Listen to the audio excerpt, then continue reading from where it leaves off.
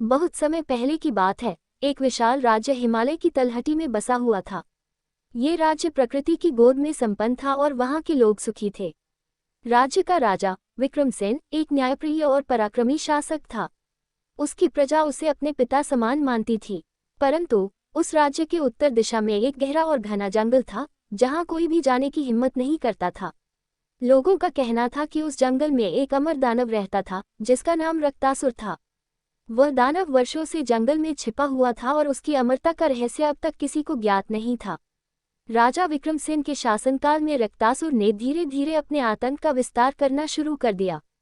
वह जंगल से निकलकर गांवों में आक्रमण करने लगा, लोगों की फसलें नष्ट कर देता और निर्दोषों को मार डालता।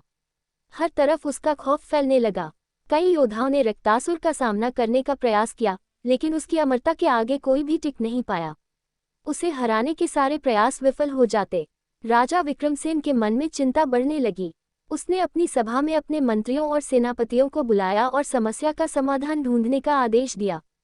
मंत्रियों ने बताया कि रक्तासुर को हराने का एक ही उपाय हो सकता है, देवी चंद्रघंटा की कृपा। देवी चंद्रघंटा का रूप साहस और शक्ति का प्रतीक है, और वह ही रक्तासुर के आतंक को समाप्त कर सकती है।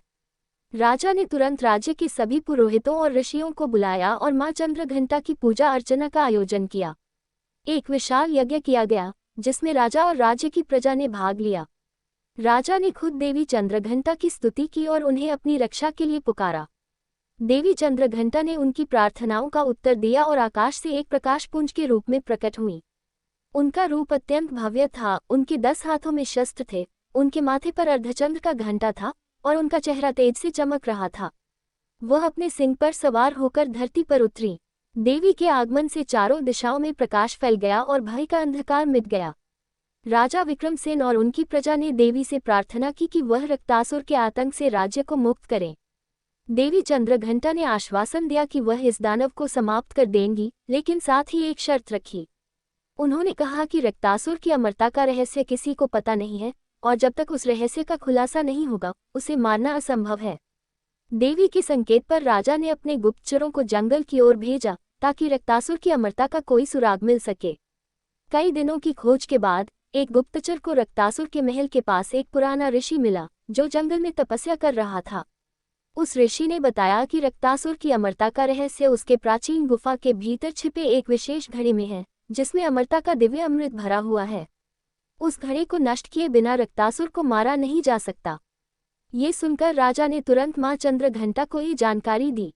देवी ने अपनी शक्तियों से उस गुफा का पता लगाया और वहां पहुंचकर रक्तासुर को ललकारा।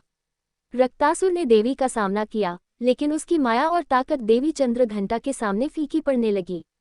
देवी ने अपनी घंटे की ध्वनि से पूरे जंगल को गुंजायमान कर दिया, जिससे रक्तासुर की सेना और राक्षस भाग खड़े हुए। युद्ध अत्यंत भीषण था। रक्तासुर ने अपनी पूरी शक्ति लगाई, लेकिन देवी की दिव्यता और शक्ति के आगे वह कमजोर पड़ने लगा।